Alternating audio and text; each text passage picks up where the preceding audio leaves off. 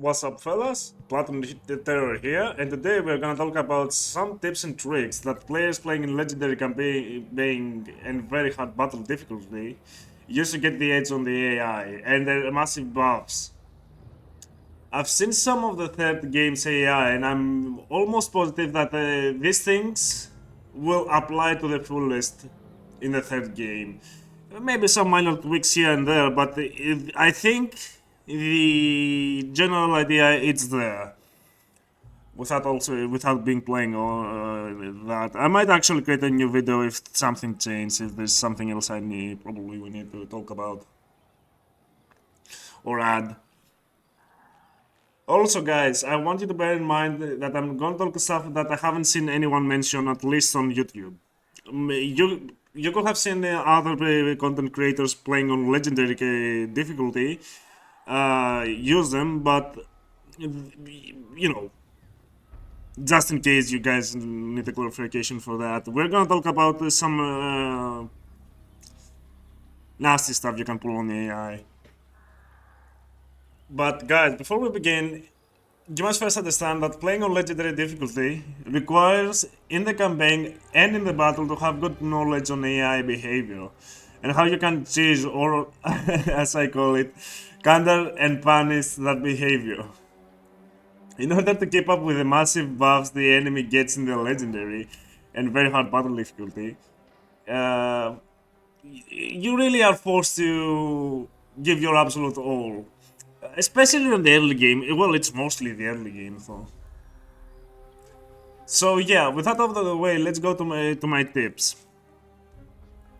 My very first tip, in case you wanna progress a campaign that you haven't played on legendary difficulty before, is to start the campaign multiple times and play, let's say, to turn 30 to 50. So you can pretty much deal with the dangers you will be facing in the early game a bit more. Since legendary pretty much it's harder at the start, but as you keep playing and you keep getting strong, the challenge keeps getting down. So yeah, it's if you really want to progress a campaign, guys, just play like to 30 to 50 turns. Like, I don't know how many times you see fit. Rather than play long playthroughs. You can have a long playthrough, but I really recommend playing on just a small campaign and then starting a new one. I personally played all very long campaigns, and yeah, I think it will be better if you actually start the same campaign and again and again and again multiple times. Get the hang of the early game of the faction you're playing with and go for it. Alright, so the second tip I want to talk about is trade farming. Unfortunately, we cannot demonstrate it here. You know what? Maybe over here. So yeah, an important part. I think this is not gonna. Some of these trades are not gonna have that big of impact in Game 3 as they have in Game 2, guys. I think that's an issue, especially the knowledgeable trade. But here's my thing. Here's the thing. If you plan to play a little bit Mortal Empires, or you're not, you don't care about the narrative campaign of the Game 3, and just you want to wait for Mortal Empires. There's a trait like, let's say, knowledgeable, right? So with that trait, you pretty much boost the income you're getting. What the fuck? The magic of which of magic reserves you're gonna have in the fight. So slowly but surely you're gonna be stacking up those winds of magic, and how you can have a serious impact in your battle. Like your spellcasters will become deadly with this. Uh, so if you go to your sorcerers in Dark Souls, there's a good chance that you will find a knowledgeable one. So recruiting her, for example, Ava, in this specific case, will give us this faction-wide buff.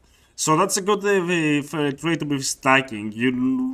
If you have spare money, you can really be wasting it to farm your lords. So in the specific case,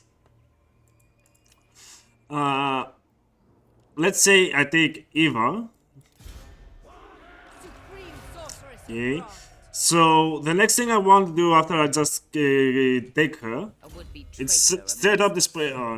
Straight up disband her. I'm not gonna do that now, bro. So she goes back to your recruitment pool and she gives the buff from a safe position. Now, if you do not have like let's say a knowledgeable one like here, I have only these two. I can recruit one. Okay, now I can disband her. You can disband her. She's Shadows, isn't she? I think. The next turn, which one was it? I think, yeah, that's one. You will get a new lord. You will always have two lords and heroes in your, or three, I don't remember, in your recruitment pool. So yeah, if you don't get the trait that you like, just recruit something, disband it, and get it again. Try and roll the trait you want. Yeah, you need to have good knowledge on stuff like that, dude. So discipline, confident, it's a good trait that you're gonna be seeing. Pretty much, you want to be stacking up modifiers in your army. The more the better. So, like a discipline trait, which is, let me see, do they have any? There was one, I saw her. So giving this to your army, it's actually pretty damn good, alright? You get straight up, you get a kill, which are good units. And in this specific case, you will get a fire mage, which can do tons of damage.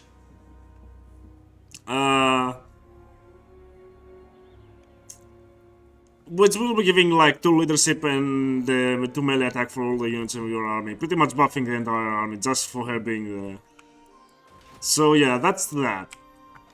I really want to go back to my Empire campaign.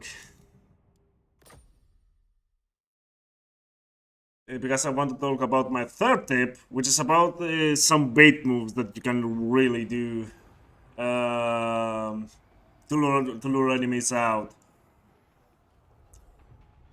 So we need. I don't have a good example for that in this one, but we will have to make do.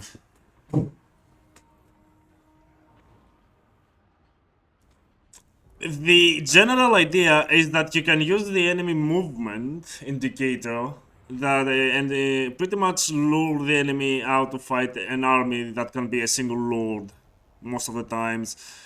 Pretty much move towards a single position that you want them to move, for whatever reason you want them to move there. That reason can be like drawing them out towards where your main army is, or trying and buy some time to one of your unprotected provinces. So until your main army comes here, it's a pretty useful thing to do to pretty much lure the enemy to attack a lord that you can pretty much avoid the battle and just lure out the enemy. So we're gonna toggle the fog of war off here for a bit to demonstrate what I meant. Alright. Let's say this guy is in normal stance, alright? If I take this guy, which I just recruited to accompany my main army, and put him here, right? That means that this guy, if he thinks he can win, and he won't have any of my settlements around in his movement range, and again, he will have to consider if he can win those settlements. If he cannot win those settlements, he won't attack the settlements, he will attack your army. But yeah, if there are settlements, it will prioritize the settlements. Again, if the enemy army can win the fight, if it can't win the fight with your settlement nearby, it will attack the army. If there is no settlement in his movement range, it will attack the army if you think he can win, okay? So that's a handy trick to do. So say I wanted to lure out this guy. We're gonna pretend this guy is not here. We're gonna use him for another example. So he's gonna come here. I could have put my single lord over here to lure this guy out. By the end of the turn, this guy will try and attack my lord if he's faster on normal stance. And this guy did not exist. Because he thinks he can win, so he's trying to take out something I have, alright? Now, the other thing that you can do, if you know that the enemy is gonna attack one of your armies for sure, you can move like, you see here we have like 70% of ambush chances. I can expect that this army can attack over here, right? So we need to move Karl Franz above 25% of his movement range in a place where he has a good ambush success chance. This force is ideal. I am Prince and Emperor. So we're gonna lure this guy away here, put him in ambush, To unite the provinces. and have these guys over here. This will draw out these guys before they recruit even more men. Also, they will stop whatever they do and come and attack this guy. Alright, let's demonstrate this one. So right now, I can get the edge on these guys over here. And as soon as that happens, I can pretty much deal with Not likely. the garrison in the settlement, which is nothing really much, separately from the main army, which is gonna be easier in the long run. So yeah, let's see how this one will go. I'm expecting him to get attacked if the ambush doesn't get foiled.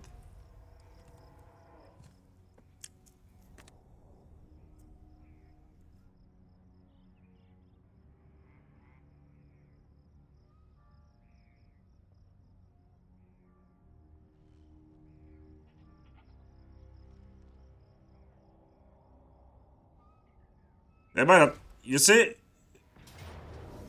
they attacked, so yeah. Fight this, we're afraid of territory, so these guys will replay this as well. Let's do it what? Go for body?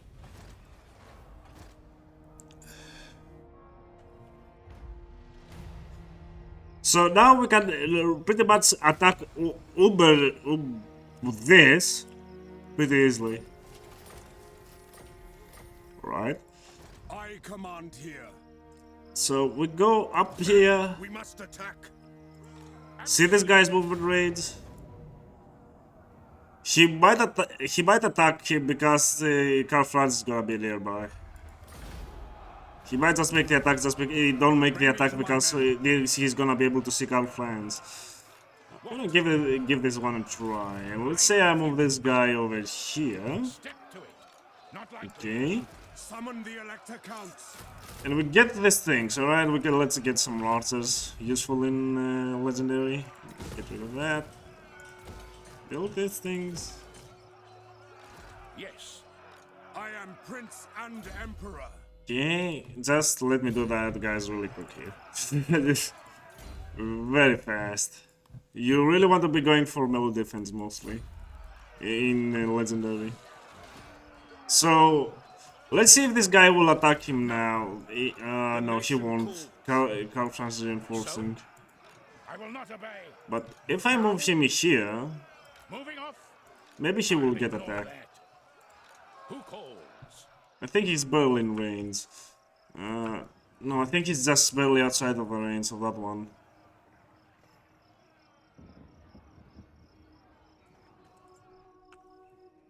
But yeah, you get the idea. We're gonna stop this here. Now, if we had a Karl Franz in ambush here, alright, say we couldn't reach Eilhart in one turn, and this guy could get some turns to recruit. If we do the same thing we did back here to lure out this guy from Uber's sake, this guy won't recruit any more troops and will come to attack your lone general. So that saves you a little bit of trouble as well. It's a pretty useful trick to be doing, and Yeah, you should try and do it as many times as you can. It will save your sorry hide a lot of times. Alright. So that concludes that little bit of trick that you can do, especially in the end of the game. That works like a lightning strike, man. Pretty much this is your lightning strike without having lightning strike, which is a good skill to have again in legendary because you're always dealing with more than one army, and most of the times they are together, and you really want to be fighting each time separately. It's an enemy army. Okay, so my fourth tip for playing on Legendary is gonna be that you always have to be the attacker. You can play when you are defensive, but here's the thing. When you're the attacker and the enemy thinks well, you don't enrage your enemy, pretty much. It's pretty difficult. We need to demonstrate it in the battle. But here's the idea: when you're the attacker, the enemy will await your attack. Okay. So they will be passive and will be waiting for your army in its entirety to appear and face the enemy in battle. But they have troubles if you send a few units of your army to harass them or just to deal damage. Like, you can have a hero killing their cavalry in the flank and the entire army won't really mind for a lot of time. I mean, they will wake up at a point, but for the most part, they're gonna be seeing their flanks slaughtered. Yeah, when the AI is passive, you can really get useful victories. In ambush stance, for example, if you have artillery, the AI will go ultra passive mode. Whatever you do, they won't come to you. They will come only if something is in range, and they will send pretty much cavalry or whatever. So you can send a fast hero, and they lure their cavalry to your firing line, kill their cavalry, and have your artillery killing from your enemies from safety with, and they won't even react for some reason. They will just sit there and take the whole thing. This is how things are done in the second game. In the third game, the whole difference is if the enemy army thinks it cannot win, they will have the option to run to a specific point, and if they reach that point, they escape the battle. Each unit that reaches that point escapes the battle. So yeah, keep that in mind. So yeah, it's really important, guys, in Legendary to never be on the defense. You can be on the defense, but you really have to chase it. It's gonna be difficult because the enemy is not gonna be standing by. They're gonna be coming towards you. So you are way better off relying on guerrilla warfare if the battle map allows it, or just try and, well, I'm gonna be honest, or go corner camp. Alright? It saves a lot of trouble being corner camping. I mean, the AI cannot really flank you that well there. Nor can even play that well there. They freak out. Okay. And now, guys, it's final time for the last tip we have. Let me just see my note on this one. Really quick. There we go. So my last tip will be, you really have to be seizing opportunities when playing on Legendary. What I mean by that is that you should not play honorable by all means. If you are giving the chance to prove that you're a prick, just prove that you're a prick, okay? A faction I like doesn't mean that I won't destroy it if I don't have any further uses for it. For example, say, let me use the toggle. Okay, so we progress a little bit the campaign, capture Eilhart. I come here and capture Helmgard. And I have the Bretonnians, alright? The Bretonnians, for some reason, goes on a crusade against the Wood Elves, and he absolutely loses because that was the dumbest move he can do. So now you have Paravon, right? Without armies. If your armies are here and Paravon is without armies, and you have attacking them won't break any reliability, because it's really important, guys, to keep your reliability up at all times in Legendary. Don't fuck around with this. You can be a prick, but make sure that people think you're a good guy. Okay? But be a prick. But confuse people. that you are an honorable guy. But yeah, this is the whole idea how you do it. Don't spare them because you have any sort of sympathy or whatever. Kill them in their sleep. Do it. Don't allow this chance. It's one province that you will get for free without even having to face 2 or 3 armies or who knows how many armies. Like in 2 turns you can have entire province and a faction destroyed. That's a good thing. So yeah, when you see opportunities like that, seize them. Do not allow them to escape you. It will only help you. But also, in this specific example, keep in mind that in Legendary it's also a good idea to expanding slow. Build your defenses up in your provinces, have the defense building up, make sure the province is secure, and then move on. Okay? There is a lot of times that you will need to really recruit a small force because your upkeep cannot handle it, just to defend the settlement. And all those ambush stands in that, the trick with the Lord we did, all these things there become really, really viable. And really helpful. So yeah. Now, this was the major things that I haven't seen anyone mention, or whatever. You can see people do that, but yeah, it's here for the taking altogether. There are other things, but this is the basic stuff. This is, I think, what will allow you to get into the Legendary, you know, exercising this small 5 tips we gave. Now, some other tips, just in general, and the first thing now I'm gonna talk about is super true in Warhammer 3 on Legendary, okay? So, you really want to be going with cheap and effective armies rather than Doomstacks. Well, in the second game, Doomstack is viable, but I think the third game does require so much of your things that you really need to be spread out everywhere. So yeah, you cannot really afford a Doomstack early on, and you know, learning to play in the second game with that and moving on to the third game, and you know how to play with cheap and effective armies, is gonna save your ass. It's way more better to have a cheap army, for example. Come on, I hate when it backs out. Rexguard for me is useless, okay? I'm just keeping them for the early fights. I'm gonna place them with an arch. This thing does heaps of damage. Well, this thing will require like 4 more of those that cost 300 each, destroying my economy. And pretty much they deal the same damage, they have different uses. Okay?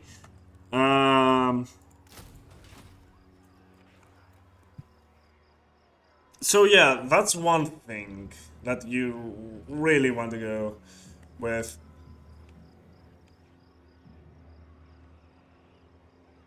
Yeah, I think that's everything.